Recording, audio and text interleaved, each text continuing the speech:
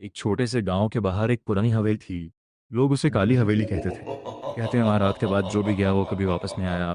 गांव वाले बताते थे कि उस हवेली में एक खूंखार डायन रहती थी जो सुंदर लड़की का रूप लेकर लोगों को अपने जाल में फंसाती थी। लेकिन राहुल इन बातों को अंधविश्वास मानता था। एक दिन राहुल अपने दोस्तों से शर्त लगाकर बोला, मैं आज रात उस हवेली में जाऊंगा और साबित कर दूंगा कि वहाँ कोई डायन नहीं है।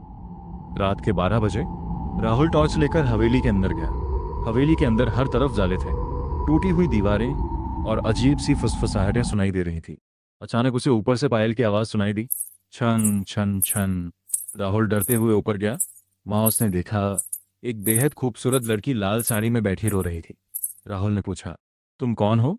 लड़की धीरे से बोली, मुझे बचा लो, यहाँ एक डायन रहती है, वो मुझे मार देगी। राहुल को उस पर दया आ गई। जैसे ही राहुल उसका हाथ पकड़ने गया, लड़की ने धीरे धीरे अपना चेहरा उठाया। उसकी आंखें पूरी काली थीं, चेहरा जला हुआ था और उसके लंबे लंबे नुकीले दांत बाहर निकल आए। वो जोर से हंसने लगी। हाँ हाँ हाँ, हाँ मैं ही डायन हूँ। राहुल डरकर भागने लगा, लेकिन हवेली का दरवाजा अपने आप बंद हो गया। चारों तरफ से आवाज आने लगी, अब तू यहां से जिंदा नहीं जाएगा। राहुल रोने लगा और भागते भागते एक कमरे में छिप गया। वहां उसे एक पुरानी डायरी मिली। डायरी में लिखा था, मेरा नाम मीरा है, गांव वालों ने मुझे झूठे आरोप में जिंदा जला दिया था। अब मैं हर उस इंसान से बदला लेती हूँ जो इस हवेली में आता है। अचानक राहुल के पीछे से ठंडी सांस महसूस हुई। वो धीरे धीरे पीछे मुड़ा।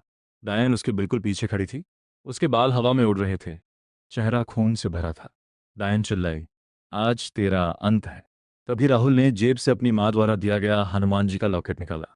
लॉकेट देखते ही डायन जोर जोर से चीखने लगी, नहीं, ये नहीं। पूरा हवेली कांपने लगी। राहुल भागकर बाहर निकल गया। सुबह गांव वाले हवेली पहुंचे, लेकिन वहां हवेली ही गायब थी। उस जगह सिर्फ राख पड़ी थी और राख पर लिखा था, मैं फिर लौटूंगी। उस दिन के बाद राहुल कभी सामान्य नहीं रहा, क्योंकि हर रात उसे खिड़की के बाहर वही पायल की आवाज सुनाई देती है, छन छन छन।